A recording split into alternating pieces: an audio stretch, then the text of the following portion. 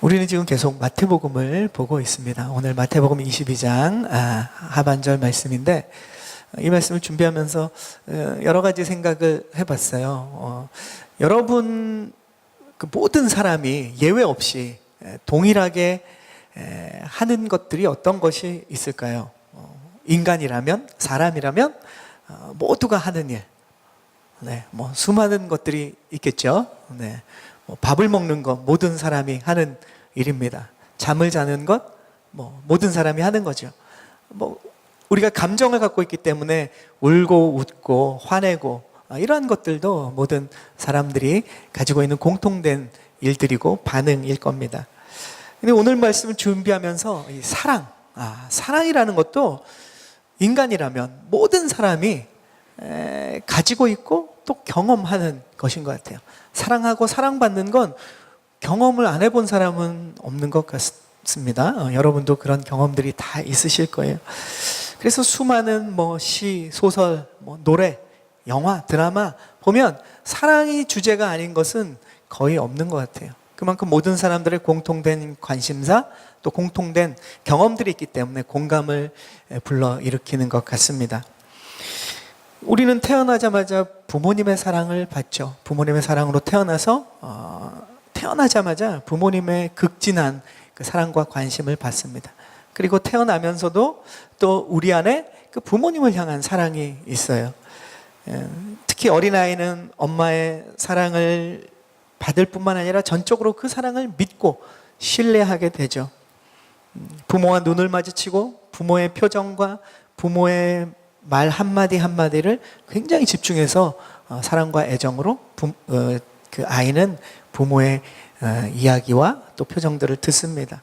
자라면서는 이성을 사랑하게 되죠.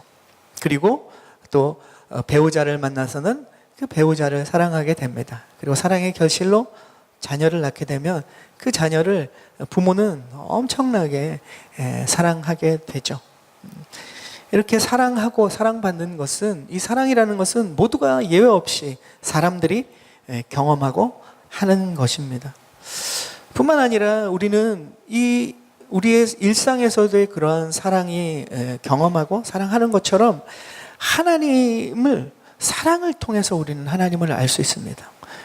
우리가 하나님을 어떻게 알았느냐? 사실 머리로 아는 것 같지만, 인식은 머리로 되는 것 같지만 실제로 하나님을 우리가 어떻게 알 수 있느냐? 사랑받았고 그 받은 사랑을 깨닫고 그 사랑을 하게 될 때 우리는 하나님을 알 수 있게 됩니다. 여러분이 하나님을 인격적으로 만난 사람, 예수님을 인격적으로 만나게 되면 그 하나님에 대해서 우리가 사랑을 갖게 되죠. 그리고 그분이 우리를 얼마나 사랑하시는지를 우리가 느낍니다. 이 느낌과 경험이 있어야 이것이 이제 하나님을 우리가 비로소 깊이 인격적으로 만나게 된 것이라고 할 수 있죠. 뿐만 아니라 우리가 이 사랑을 통해서 하나님을 알 수 있는 것뿐만 아니라 하나님께서 이 사랑으로 우리를 창조하셨다는 것을 우리가 또 깨닫게 됩니다. 때문에 우리는 사랑받은 존재로 창조되었기 때문에 사랑을 할 수 있는 능력이 우리 안에 있는 거예요. 우리가 일상에서 그 하나님의 그러한 성품을 우리 안에 있기 때문에 우리가 사랑하는 것은 굉장히 자연스러운 것이고, 또 우리가 하나님의 사랑을 깨닫게 되면 이 사랑이 하나님으로부터 우리에게 전해지고 우리가 물려받은 것이라는 것을 우리가 알게 됩니다. 그래서 우리는 사랑할 수 있는 능력을 가진 존재이기 때문에 이 땅에서 사랑을 받고 또 사랑을 하면서 더 큰 하나님의 사랑을 우리가 깨닫게 되는 거죠. 믿음의 사람들이 자녀를 사랑하면서 우리가 얼마나 하나님이 우리를 사랑하시는지를 역으로 알 수 있는 이유도 바로 거기에 있습니다. 우리에게 주신 하나님의 속성인 이 사랑을 가지고 하나님을 사랑하고 또 나에게 보내주신 사람들을 사랑하는 것, 이것이 진짜 우리의 이 땅에서의 삶이라는 것을 우리가 깨닫게 됩니다. 오늘 우리가 읽은 이 짧은 말씀은 그 내용을 담고 있어요.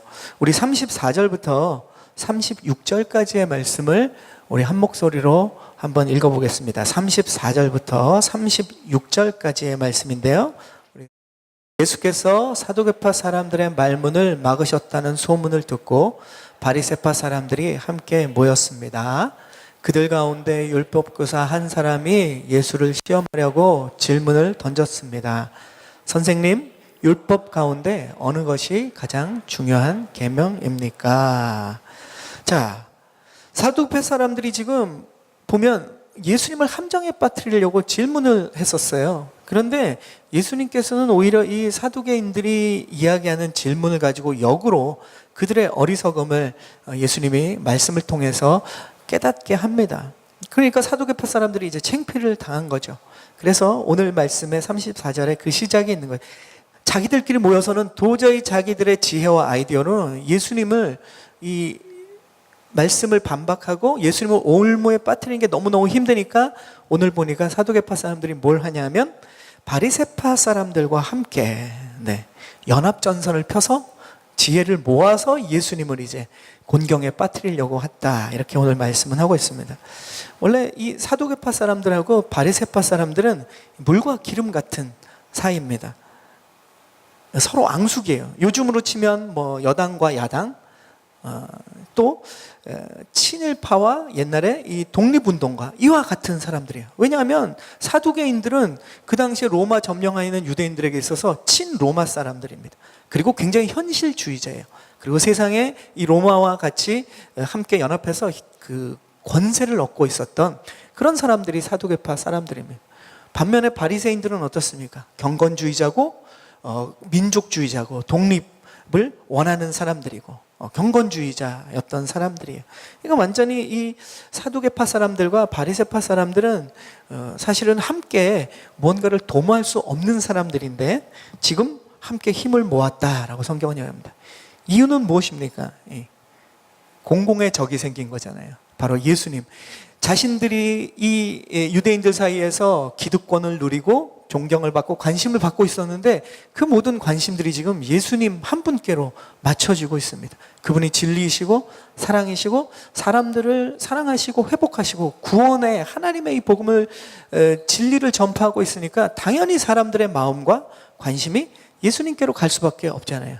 그러니까 이 사두개파 사람들과 바리새파 사람들이 지금 공공의 적인 예수님을 함정에 빠뜨리려고 이 두 집단이 연합 전선을 이게 펴고 있습니다.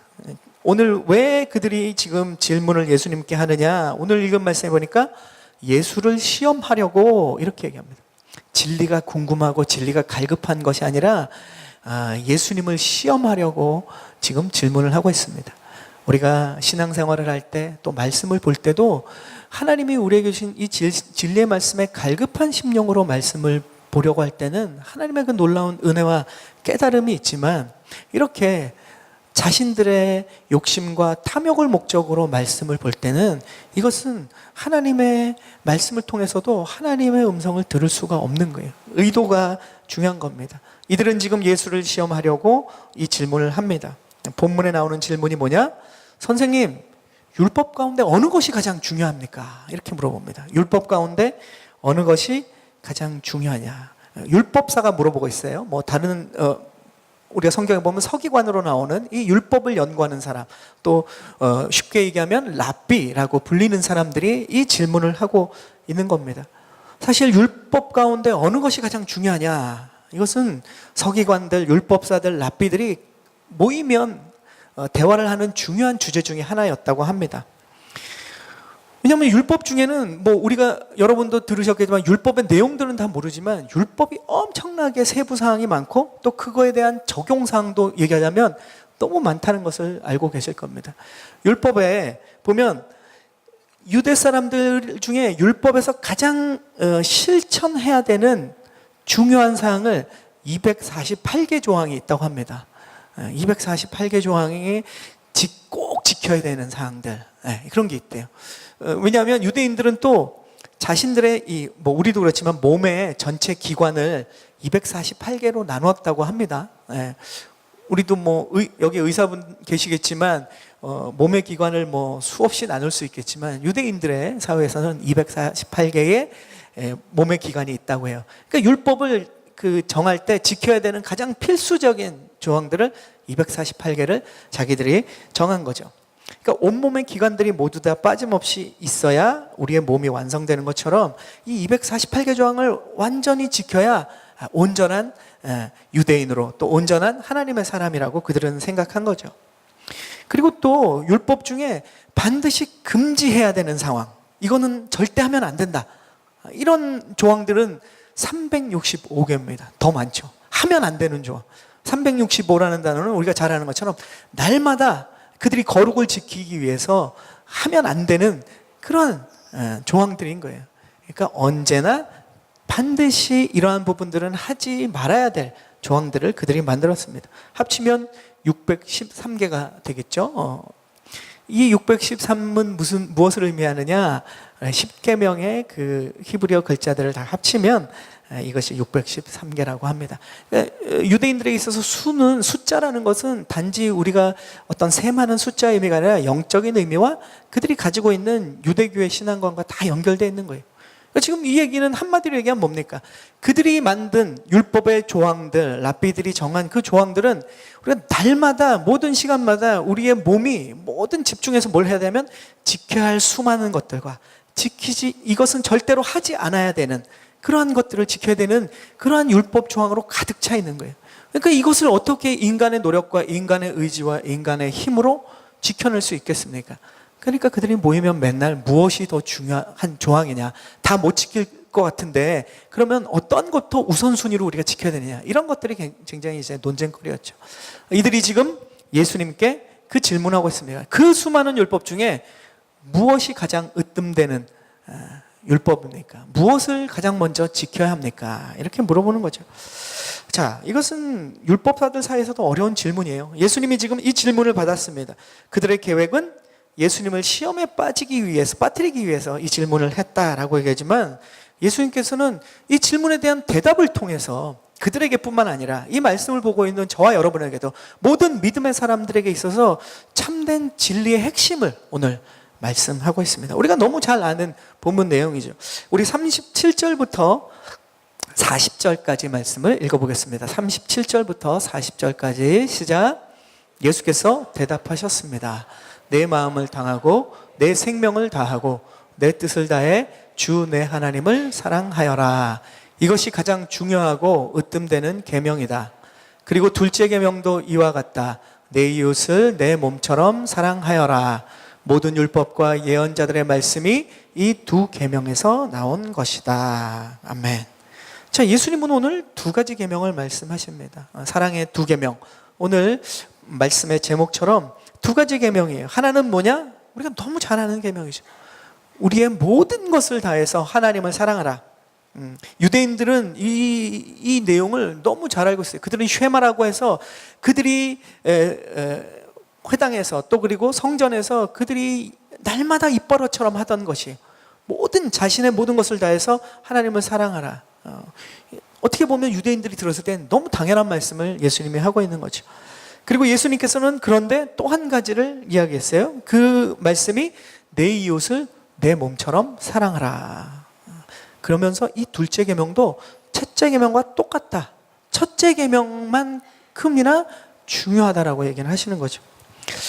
왜냐하면 그 당시에 랍비들 중에서는 이 쉐마라고 하는 하나님을 사랑하고 전심으로 자신의 모든 것을 들여서 하나님을 사랑하면 나머지 계명들은 다 하위 계명으로 났어요.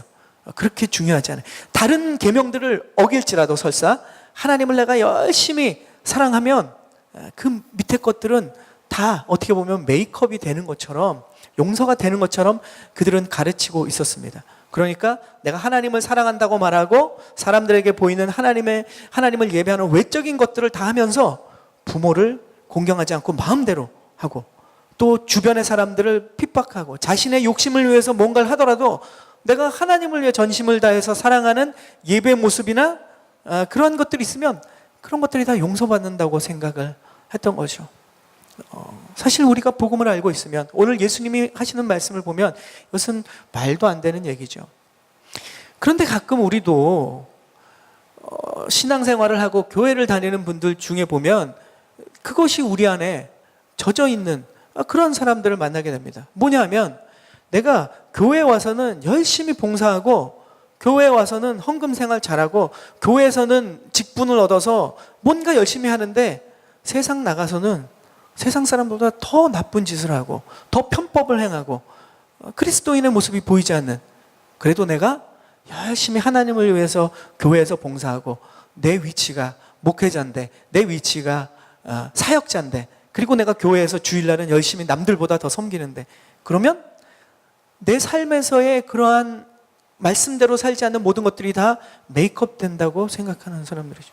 가끔 우리가 보면 막 그 유명한 뭐 간증도 하고 그랬는데 나중에 보니까 숨어서 나쁜 짓을 하다가 걸린 그러한 사회적으로 유명한 사람들을 보게 되지 않습니까? 과연 그분들이 그러면 그분의 삶들이 믿음의 삶이냐? 그렇지 않다는 거죠. 교회 안에서 신앙생활을 아무리 열심히 하고 잘한다고 해서 사회생활에 나의 맡겨진 나의 일상의 삶 속에서, 가정에서, 일터에서 내가 말씀대로 살지 않는다면 이것은 동일한 잣대로 주님은 보신다는 겁니다.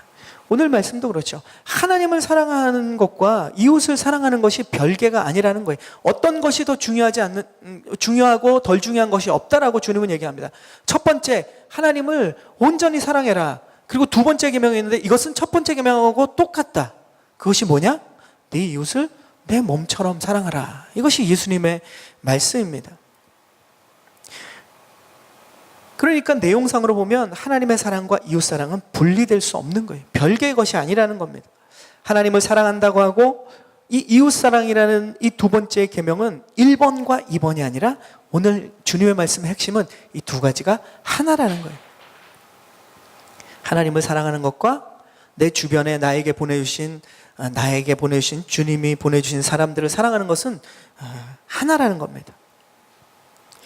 우리는 하나님을 사랑하면서 하나님께서 사랑하시는 내 이웃을 사랑하지 않을 수 없어요. 하나님의 사랑을 넘치게 받으면 그 사랑이 다른 사람을 사랑하는 것으로 나타날 수밖에 없다라는 거죠. 하나님을 사랑한다고 하고 이웃을 미워하는 사람은 하나님을 사랑하는 것이 아니에요. 이건 제 말씀이 아닙니다. 요한일서 4장 20절에 분명히 이렇게 주님은 요한을 통해서 말씀하고 계십니다. 요한일서 4장 20절에 이렇게 말씀하고 계세요. 만일 누구든지 하나님을 사랑한다고 하면서 자기 형제를 미워한다면 그는 거짓말장입니다. 거짓말장이라는 거예요.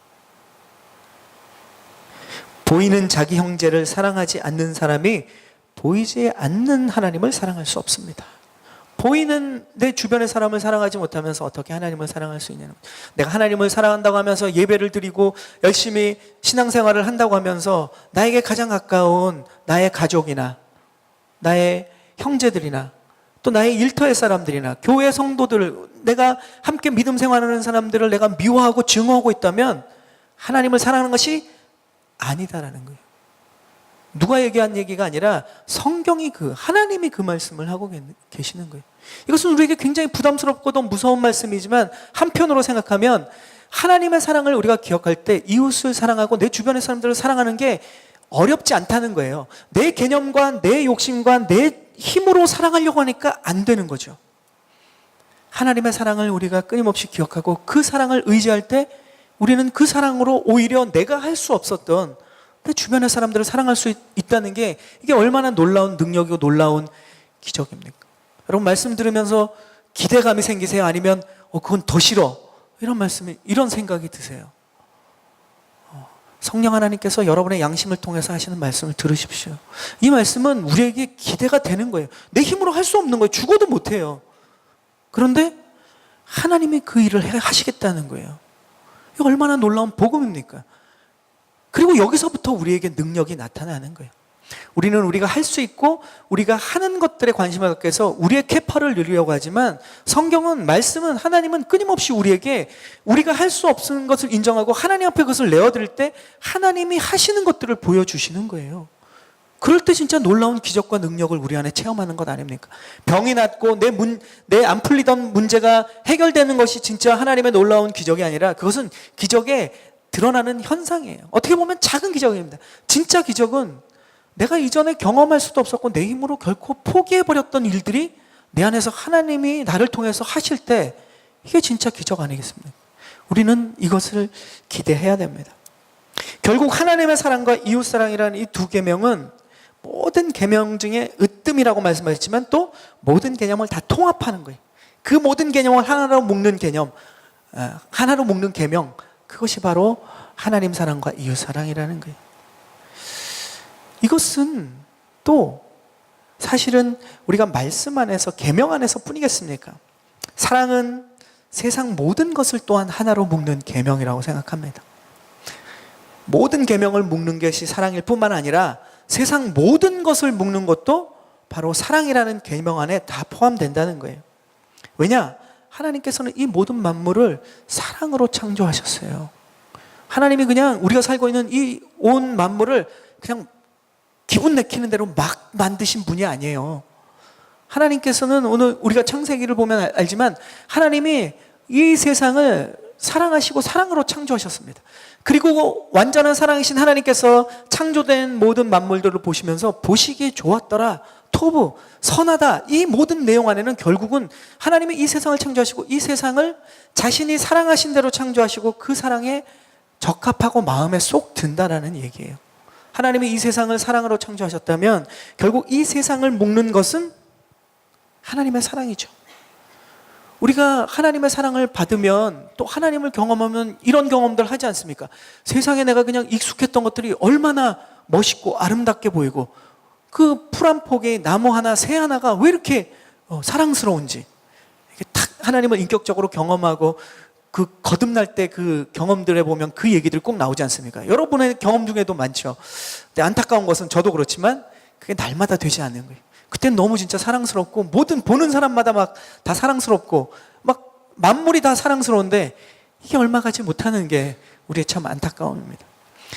왜냐하면 하나님은 이 세상을 사랑으로 창조하셨고 우리가 세상을 보면 이것은 사랑으로 가득 차 있는 거예요.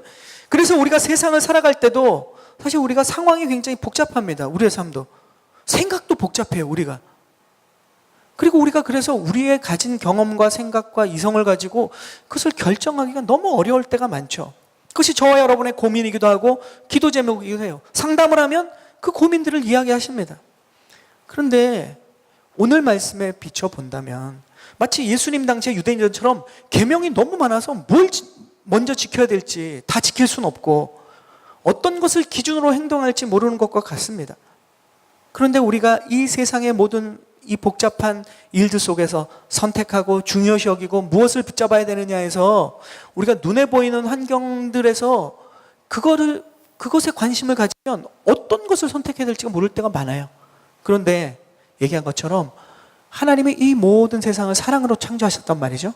그리고 하나님의 사랑으로 가득 차 있고 우리가 믿음의 눈으로 보면 우리가 하나님의 그 받은 사랑을 가지고 사랑의 눈으로 바라보면 이 세상은 사랑으로 묶여 있는 거예요. 그렇다면 우리가 이 복잡한 상황에서 사랑이라는 것이 기준이 되면 이 복잡한 것이 아주 심플해집니다. 우리가 우리의 경험과 우리의 복잡한 여러 가지 가치들 속에서 세상 안에서 선택을 하려고 하니까 이걸 선택하자니 다른 가치가 또 충돌하고 이걸 선택하자니 또 이 부분이 아쉽고 복잡해지는 거예요. 이 모든 것을 사랑이라는 기준으로 보면 의외로 우리가 고민하는 부분들이 굉장히 심플해집니다. 자녀를 생각할 때도 그렇잖아요. 어떤 것을 해줘야 되고 무엇을 가르쳐야 되고 또 무엇은 그냥 품어줘야 되고 굉장히 복잡합니다. 어떤 때는 또 권면하고 혼내줘야 되고 어떤 때는 막아야 되고 어떤 것은 또 하게 해줘야 되고 무엇이 기준이 됩니까? 상황에 따라서 하면 기준이 없어요. 우리도 몰라요. 그러니까 자녀들은 더 방황하겠죠. 어떤 때는 되고 어떤 때는 안 되고. 사랑이 기준이 되면 그 반응들은 사랑의 기준에 따라서 나오는 것이면 그것이 합력해서 하나님이 결국 그 사랑을 통해서 하시는 결과들을 보게 된다는 거예요. 하나님께서 온 세상을 창조하셨기 때문에 여러분이 만나는 세상의 문제들을 한번 여러분의 생각과 경험과 가치를 내려놓고 하나님 앞에 묵상하면서 하나님의 그 사랑을 생각하면서 여러분의 그 선택들을, 여러분의 문제들을 하나님의 사랑이라는 기준으로 한번 바라보십시오. 그 훈련을 한번 해보세요. 의외로 굉장히 심플해집니다. 내가 이것을 해야 될까 말아야 될까? 하나님의 사랑을 내가 얼마나 받은 존재인지, 그리고 이것을 통해서 하나님의 사랑이 충만함으로 그 문제와 선택들을 바라볼 때 의외로 심플한 게 많아요. 우린 자꾸 우리의 생각과 경험들을 붙잡고 바라보기 때문에 이도저도 선택 못하니까 고민하고, 선택하고 나서도 확신이 없는 거예요. 여러분의 선택 가운데 사랑이 기준이 되길 축복합니다. 심플해져요. 그리고 또 이 사랑이 지닌 가장 중요한 특성은 우리가 예수 그리스도의 십자가를 통해서도 우리가 분명하게 경험되어지지만, 사랑이 우리의 삶의 기준이 되어야 되지만 또 한 가지는 이 사랑이 가지고 있는 중요한 특성이 있다는 거예요. 그게 뭐냐면 사랑 안에는 반드시 희생과 헌신이 있습니다. 우리는 사랑 그러면 내 기분과 내 것을, 내가 사랑하기 때문에 뭔가를 그것을 갖고 얻고 채운다고 생각하지만, 우리가 한 발 떨어져서 객관적으로 사랑을 바라보면 모든 사랑에서는 사실은 내가 뭔가를 갖는다는 것보다는 희생과 헌신이 사랑 안에 항상 있어요. 그리고 여러분 보십시오. 세상 사람들도 압니다. 사랑에 대한 중요한 주제와 감동을 우리에게 줄 때는 그 사랑을 내가 가질 때 그것으로 우리가 보면서 감동하지 않아요. 그 사랑 안에 헌신과 희생이 나타날 때 우리는 감동합니다. 어린아이를 구하기 위해서 그 부모가 목숨을 걸고 나아가는 모습, 나와 한 번도 만나지 개인적으로 모르는 사람이 지금 위기에 처해 있는데 그 사람을 위해 목숨을 거는 모습, 왜 우리는 그것에 감동합니까? 왜 우리는 그 사랑에 더 집중하게 됩니까? 희생과 헌신이 있기 때문에 그래요. 우리는 우리가 생각하는 사랑의 감동은 전부 보면 희생과 헌신이 핵심입니다. 그 사랑이 가지고 있는 가장 중요한 특징이 희생과 헌신인 거예요. 그리고 우리가 복음 이 말씀을 보면 사랑이 정말로 하나님으로부터 왔다는 것을 우리는 알 수 있습니다. 하나님께서 인간을 사랑으로 창조하셨을 뿐만 아니라 하나님을 떠난 우리를 하나님께서 찾아오셔서 구원해 주셨어요. 그 구원하신 방법이 뭐냐 하면 하나님 방법, 또 하나님이 자신을 위한 방법이 아니라 우리를 위한 희생과 헌신을 방법으로 우리를 구원하셨다는 거예요. 그 증거가 어디 있습니까? 바로 예수 그리스도의 십자가 아닙니까? 예수 그리스도의 십자가는 우리를 위한 하나님의 방법이었고 우리를 위한 희생과 헌신의 방법이었다는 거죠. 성자 하나님, 이 예수님께서는 자신을 던져서 저와 여러분을 구원하시지 않았습니까? 자신의 모든 것을 들여서 우리를 구원하신 분이 예수 그리스도고 우리는 그분을 십자가 위에서 만날 수 있습니다. 그래서 사랑 안에는 가장 중요한 핵심이 바로 희생과 헌신인 거예요. 여러분, 이 땅을 살아가면서 우리도 누군가를 사랑한다고 하면 희생과 헌신이 그 안에 있어요. 우리도 모르는 사이에. 내가 어떤 희생을 해야 되겠다? 내가 어떤 헌신을 해야 되겠다? 이렇게 생각하기 이전에 우리는 이미 그 사랑하는 사람을 위해서 생각을 드리고 관심을 드리고 시간을 드리고 정성을 드리고 돈을 드리고 수많은 수고와 노력들을 드려요. 우리가 가정에서 가장 쉽게 찾을 수 있지 않습니까? 부모가 태어난 자녀를 보면 우리가 쉽게 알 수 있습니다. 저희 교회에도 지금 아기들이 많이 태어나고 있는데 그 아기가 태어났을 때 병원에 가서 갈 때마다 제가 느끼는 건데, 나도 저렇게 엄마 아빠처럼 우리 아들을 저렇게 막 사랑하고 희생과 헌신과 수고를 다한 때를 기억해 봅니다. 요즘은 그렇게까지 안 하거든요.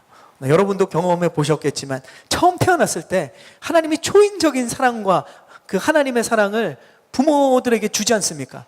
내가 노력하고 내가 의지하는 것이 아니라 그냥 자연스럽게 태어난 자녀를 보면서 미친 듯이 모든 관심과 모든 에너지를 그 아이들한테 초인적인 사랑을 쏟습니다. 그렇지 않으면 어떻게 됩니까? 애는 죽을 거예요. 죽던가 어떻게 문제가 생기든가. 하나님께서는 그 부모에게 초인적인 사랑을 그때 부어주세요. 그 초인적인 사랑이 지금은 나에게 이렇게 그만큼 없음을 보면서 저는 이제 그 아이들 태어나면 병원에 가서 반성을 하지만, 그러나 이제 병원을 나와서 집에 가면 다시 이제 도루묵이 되는 저의 또 연약한 모습도 보게 됩니다. 하나님 아버지께서 자녀인 우리를 향한 사랑이 그랬듯이 우리에게도 그런 사랑의 능력이 있어요. 하나님이 우리에게 그런 성품들을 주셨습니다. 아무런 힘없이 부모에게 전적으로 매달려 있는 아기를 위해서 부모는 생각과 시간과 정성과 돈과 수고와 모든 노력을 아낌없이 주지 않습니까? 이것이 부모의 희생과 헌신입니다. 그 사랑 안에 담겨있는 핵심이에요. 부모 자신들의 미래를 위한 투자로 그렇게 하지 않습니다. 투자라면 그렇게까지 힘들게 못하죠. 무언가 대가를 바라는 것도 아닙니다. 희생과 헌신은 바로 사랑의 속성이고 핵심이고 하나님이 우리에게 부어주신 그 사랑의 능력이기 때문에 그렇습니다. 자연스러운 반응인 거예요. 이 희생과 헌신은 어디서부터 나옵니까? 우리가 희생과 헌신하면 어떤 반응들이 우리에게 있냐면, 이 희생과 헌신을 하면 우리는 약해져요. 우리가 사랑을 하는 그 사람에 대해서 우리는 약해집니다. 희생과 헌신의 대상인 그 사람에게 약해져요. 모든 것을 다 주는데 그 사람에게 오히려 우리가 떳떳해지고 강해지고 뭔가 권세를나 힘을 과시하는 것이 아니라 오히려 그 사람에게 약해진다는 것이 사랑의 굉장히 아이러니입니다. 사랑을 하면 그 대상에 대해서 한없이 약해지는 거예요. 모든 것을 다 주고 그리고 다른 것을 포기하게 됩니다. 완전하시고 모든 만물의 주인이신 하나님께서 저와 여러분을 사랑하실 때 우리에게 권위자와 폭력으로 압제로 우리에게 오시는 것이 아니지 않습니까? 하나님은 그 모든 것을 주인이신데도 우리에게 오셔서 모든 것들을 포기하셨어요. 그 주님께서 우리에게, 그리고 심지어는 하나님을 여전히 욕하고 하나님을 의심하고 하나님을 믿지 않는 세상 사람들을 향해서도 돌아오기를 기다리는 하나님의 모습은 한없이 약해요. 때로는 그래서 우리가 그 하나님을 보면 답답합니다. 세상에 저렇게 하나님을 거부하고 욕하고 하나님뿐만 아니라 하나님의 사람들을 핍박하는 저 사람들은 왜 도대체 하나님은 그 놀라운 능력을 갖고 계시면서 왜 침묵하고 계신가? 우리는 막 의분이 일 때도 있죠. 그러나 그것은 사랑의 가장 중요한 핵심이에요. 희생과 헌신에 담겨있는 한없이 그 사랑하는 대상을 향한 약함 때문입니다. 우리에게 그렇게 하나님께서 약하게 오셨기 때문에 우리가 그 하나님을 만난 것 아닙니까? 군림하는 힘으로 왔다면 우리는 도망 다녔겠죠. 그러나 하나님께서 우리에게 찾아오셔서 그 연약한 모습으로 오셨기 때문에 우리가 그 하나님의 사랑을 경험하고 만날 수 있게 된 거예요. 세상에 여전히 하나님을 거부하는 사람들을 향한 하나님의 그 약한 모습들에 있어서 그것이 저와 여러분을 향했던 하나님의 사랑임을 기억하십시오. 지금도 그렇게 우리에게 반응하고 계시는 하나님의 모습입니다. 반대로 우리가 사랑을 하면 그 대상에 대해서는 한없이 약하지만 그 대상을 위협하는 것들에 대해서는 굉장히 강해지죠.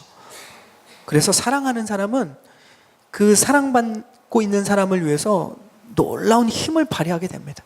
그리고 그에게, 사랑하는 사람에게 승리를 가져다 주죠. 그리고 사랑하면 그 대상과 함께 힘을 내기도 합니다. 사랑하면 그 대상과 함께 미래를 꿈꾸기도 해요. 하나님의 사랑도 그와 같지 않습니까? 그 불같은 사랑이 저와 여러분에게 임했을 때 우리를 향해서 한없이 약하게 오셔서 우리를 구원해주고 살리셨지만 우리의 삶 가운데 우리가 어려움과 고난과 세상에 우리를 멸하려고 하는 그 악에 대해서 하나님은 얼마나 놀랍도록 승리하시고 또 우리에게 승리를 주십니까? 시편의 수많은 찬양들이 그 경험을 하고 나온 고백들 아닙니까? 하나님은 우리를 향한, 우리를 도우시고 우리의 피난처가 되시고 요새가 되시고 우리의 단단한 바위가 되어주셔서 우리를 대적하는 악에 대해서 하나님은 멸하시는 분이시다. 승리를 주시는 분이다. 이것이 그 경험을 했던 믿음의 사람들의 고백 아닙니까? 그리고 하나님은 그 사랑에게서, 사랑을 통해서 승리를 주실 뿐만 아니라 우리와 함께 꿈꾸시면서 우리를 소망으로 인도하시는 거예요. 하나님이 저와 여러분을 사랑하시는 것은 그냥 우리의 문제를 해결해주고 승리해주는 것으로 끝나는 것이 아니라 이 사랑의 속성인 함께 꿈을 꾸는 것. 하나님은 저와 여러분을 그렇게 파트너로 불러주셨어요. 동역자로 불러주셨어요. 여러분이 생각하고 여러분이 계획하고 여러분이 꿈꾸는 것, 여러분에게 허락하신 상황과 달란트와 그 지위들은 지금 그것을 통해서 하나님이 함께 꿈꾸고 있는 게 있는 거예요. 그래서 우리는 그 꿈을 하나님 안에서, 말씀 안에서 비춰보면서 같이 꿈꾸며 나아가는 겁니다. 이것이 얼마나 우리에게 기대되고 놀라운 일입니까? 여러분에게 지금 주어진 달란트와 위치와 가진 것들이 그냥 내 일생 내가 그것을 유지하거나 조금 더 개발하는 그런 것이라면 얼마나 이것이 사실 무미건조하고 얼마나 이것이 별다를 것 없는 가치 아니겠습니까? 그런데 하나님이 여러분이 지금 가지고 있는 것, 또 여러분에게 앞으로 주실 것들을 통해서 하나님이 함께 꿈꾸고 있는 것이, 함께 계획하고 있는 것이 얼마나 놀라운지를 여러분이 발견한다면 이것은 하나님의 사랑 안에 있는 함께 꿈꾸고 함께 소망으로 나아가는 이 능력을 우리가 가지고 누릴 수 있는 겁니다. 하나님이 여러분을 사랑하세요. 아멘? 그러면 함께 꿈꾸십시오. 이 사랑이 가지고 있는 놀라운 능력입니다. 그래서 사랑이 중요한 거예요. 어쩌면 우리가 이 성경 안에서 다 모두 짜면 사랑이 전부인 것 같아요. 하나님은 그래서 그분 자신을 이렇게 소개합니다. 하나님은 사랑이시다라고 말씀하시죠. 오늘 말씀에 보면, 말씀을 정리하면 오늘 율법사는 어떤 계명을 지켜야 하는지, 어떤 계명이 더 중요하고 어떤 계명을 더 우선적으로 지켜야 하는지를 물어봤어요. 근데 예수님은 뭐라고 대답합니까? 사랑의 두 계명을 말씀하셨어요. 질문과 대답 사이에 우리가 그냥 읽으면 놓칠 수 있는 거지만 본질적인 엄청난 차이가 있어요. 예수님은 말씀 속에서 우리가 마태복음을 보면 자꾸 우리가 발견하지만 질문은 이렇게 했는데 그 질문에 대한 대답이 아닌 약간은 핀트가 안 맞는 다른 대답을 수없이 하시지 않습니까? 왜냐하면 질문은 되게 어리석고 협소하고 편협한 질문일지 몰라도 그 질문을 통해서 하나님은 더 놀라운 것들, 그 잘못된 질문을 바로잡아주고 진짜 하나님이 우리에게 말씀하고자 하는 진리와 축복이 무엇인지를 예수님은 계속 대답하고 계시잖아요. 오늘 질문도 그렇습니다. 율법사는 무엇을 내가 지켜야 되느냐, 뭘 더 중요하고 무엇이 더 우선적으로 지켜야 되느냐를 물었는데 예수님은 무엇을 더 지키는 데 초점이 있는 게 아니에요. 예수님은 사랑의 두 계명을 말씀하고 계십니다. 그러니까 율법사는 책임과 의무에 필요한 것, 그 율법에 대한 질문이었어요. 책임과 의무. 뭘 내가 책임지고 해야 되냐? 뭘 내가 의무적으로 해야 되느냐? 근데 예수님의 대답은 뭡니까? 책임과 의무를 말씀하고 계시지 않아요. 사랑으로 하나님 앞에서 내가 살고 남도 살리는 자유와 회복에 대한 대답을 해주시는 거예요. 책임과 의무에 대해서 율법사가 관심이 있었다면, 세상 사람들은 그런 책임과 의무에 관심이 있다면, 누군가 말씀을 많이 알고 말씀을 가르치는 사람이 책임과 의무에 대해서 이야기하고 있다면 예수님은 무엇을 얘기하고 계십니까? 그 사랑 안에 기쁨과 자유와 회복에 대해서 말씀하신다는 거예요. 이것이 질문과 대답의 가장 큰 극명한 차이입니다. 우리가 이 세상을 살면서 하나님을 믿고 성경 말씀을 배우고 안다고 해서 계명을 지키면서 책임과 의무를 다하면서 사는 삶이 우리의 삶에서 가장 중요한 삶이다, 이렇게 생각하면 그런 삶은 언제나 힘듭니다. 우리의 책임과 의무, 도대체 어디까지 우리가 지키고 어디까지 의무를 다해야 되느냐? 계명 율법처럼 끝이 없어요. 그렇게 해서는 우리가 하나님 앞에 선하다고 인정도 못 받고 사람들한테는 인정받을 수 있겠죠. 그러나 하나님의 그 의의 기준에 택도 없습니다. 아무도 그것을 만족할 수 없어요. 지금 율법사는 그걸 얘기하는 거예요. 그런데 예수님은 얘기합니다. 말씀하시면 그것으로는 불가능하다는 거예요. 우리가 책임과 의무를 다하는 삶은 결국 우리를 더 힘들게 만들고 나중에는 포기하게 되는 거예요. 머리로 알고 있지만 하나님의 말씀이 나랑 상관없는 삶을 결국 분리시키는 삶을 살게 되는 결과를 낳습니다. 그리고 우리가 책임과 의무를 다하지 못해 항상 두려움 가운데 사는 거예요. 그리고 사단은 끊임없이 그 두려움을 파고들어서 우리를 정죄하게 만듭니다. 네가 무슨 그리스도인이야? 네가 무슨 하나님의 자녀야? 너 그렇게 살고 있어? 못 살지? 그럼 교회 가서 사는 척해. 세상에서는 하나님 믿는 사람이라고 얘기하지 말고 그냥 네 멋대로 살아. 세상이 다 그런 거야. 이렇게 하나님의 말씀을 아는 것과 그 말씀을 살아가는 것과 분리시켜버려요. 이것이 책임과 의무가 중요한 사람들, 또 그렇게 살려고 노력하는 기독교인들의 결과입니다. 그런데 예수님은 뭘 말씀하고 있습니까? 우리가 그렇게 살 필요가 없다라고 얘기하시는 거예요. 우리의 삶에서 하나님을 사랑하고 하나님이 우리를 먼저 얼마나 사랑하신지를 깨닫고 그 사랑을 내가 풍성하게 누리고, 그리고 우리가 하나님을 사랑하고 내가 나를 사랑하는 것만큼, 나를 아끼는 것만큼 너를 사랑하고 너를 아끼면 그 안에 진짜 자유가 있다는 거예요. 그 안에 진짜 기쁨이 있다는 거예요. 그 안에 진짜 진리의 말씀이 살아 역사하는 것을 체험할 수 있다는 겁니다. 여러분, 오늘 말씀을 듣고 한 주간의 삶 가운데 나아가서 십계명 지키려고 노력하지 마십시오. 제 이단 아닙니다. 십계명을 지키지 말라라는 의미가 아니라 그거보다 중요한 것은 뭡니까? 십계명을 포함한 그 수많은 모든 계명을 다 합쳤을 때 예수님이 말씀하시는 건 뭡니까? 하나님을 사랑하고 그 사랑을 내가 만나는 사람들에게 흘려보내라는 거예요.